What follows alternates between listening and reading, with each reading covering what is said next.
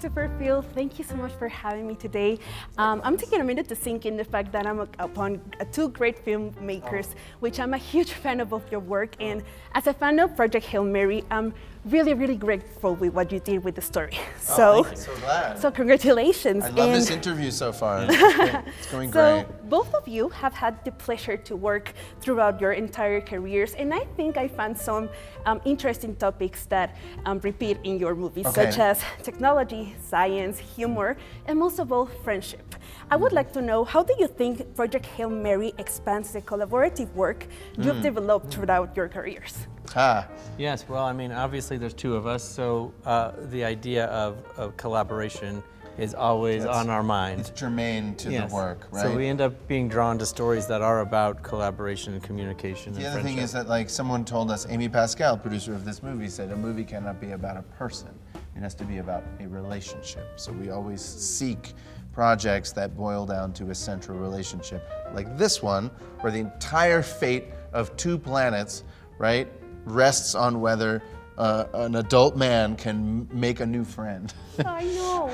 I love how always the stories turn out to the center of how love is what really moves us in humanity, right? Yes. So moving along to other technical questions, there's a lot of beautiful shots, use of silence, and camera movements that add depth to what the characters are going through. Sure. Was there a scene that you had very clear in your minds when you both read the script that you were excited to film? And we had such great partners to help us. You know, Greg Fraser, our cinematographer, is brilliant, and Paul Lambert and Meg Sarnowska. I think we always knew we wanted to spin the camera around a lot because we wanted to give you the feeling of, you know, in being in space, like what's up and what's down is subjective. And then the other thing we thought a lot about was, how do we reveal so much of the movie is about tiny microbes that can only be seen in infrared light. And so how could we, so there's a sequence in the movie where Ryan is out in space and these microbes are invisible. He's trying to catch them, but he kind of imagines it, and we remove the infrared filter from the camera and show you what is visible when you remove the barriers of your consciousness. And the whole screen turns red with infrared light. No, that scene was really beautiful. And to start to wrap the interview, because I have a very few time, I would like to talk about the friendship between Ryland and Rocky. I was wondering if somehow your own friendship was translated to their own friendship.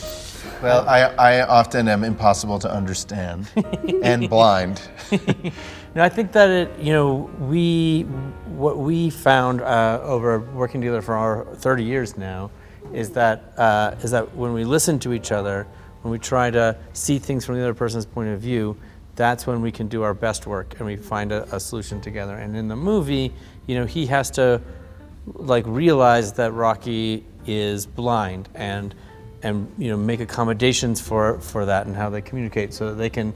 And Rocky does the same to him, and so they're constantly trying to see things from the other one's point of view, and then make accommodations for them. Yes, and not just like make compromises, but understand that like he's going to change the whole movie. I'm going to change the whole movie. Our personal point of view is going to give way to some third thing, and we have to get excited about the spontaneous thing that I didn't realize we were going to wind up doing that comes from our conversation. Same thing with Ryan Gosling and James Ortiz, who was Rocky. They brought their own ideas and they had a lot of creative thoughts. And we had to change, you know? And it was all for making the movie better and more interesting and more specific. And the movie feels special because it's the connection and collaboration of all these different ideas. Yes, and when you embrace that like the different point of view is actually going to enrich you. It's not going to take something away from you. It's not a zero-sum game. It is something where you and me compound and 1 and 1 makes 3. Oh, I love that. Well, thank you so much for having me. At the end of the day, Project Hail Mary turns out to be a really beautiful portrayal of how friendships can be love stories too. So thank you so much. Thank you. I'm so glad you liked it. Thank you. Thank you.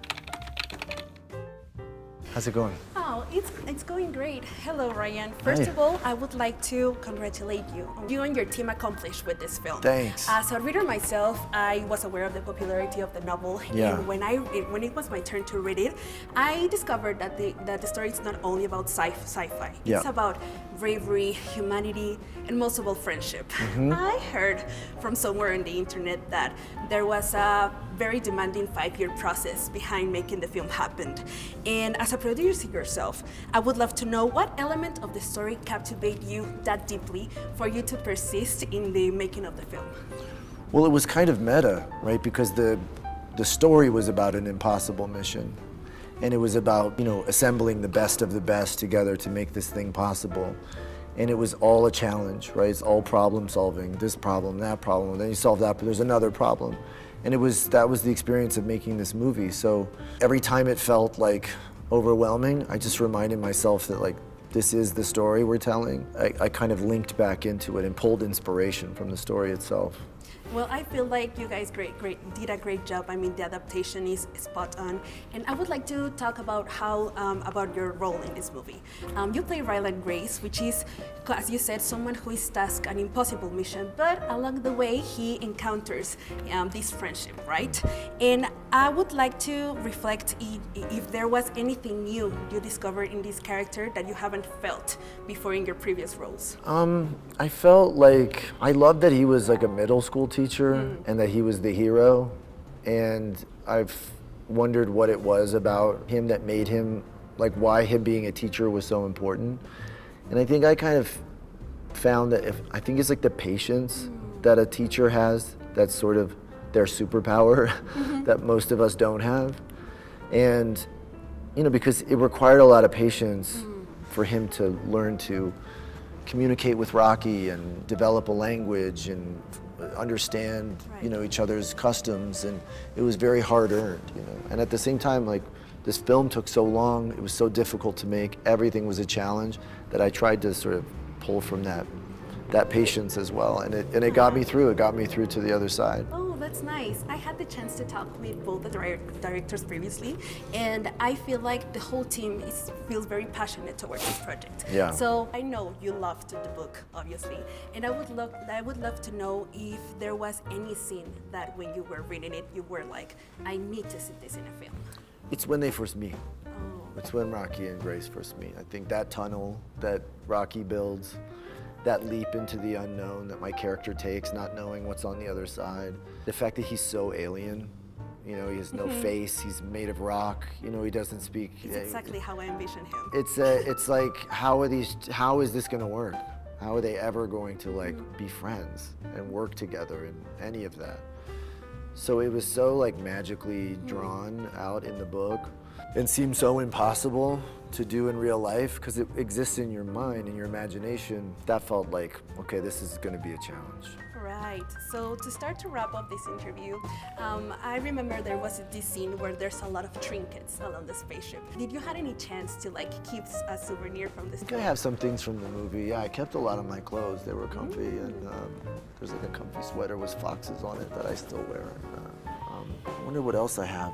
I think I have like the beanbag from that I give to Rocky of Earth. I have a few things. Nice. Well, I would like to thank you for the display of vulnerability you show us and shared with us with Ryland. Thanks. You made me cry like 3 times and was really humbled and moved by remembering what unites us as humans, which is love and the perseverance to look out for each other. So thank you so much for this film, Ryan. Thank you. It's a sweet thing to Perfect. say. Thank you. Oh, thank you.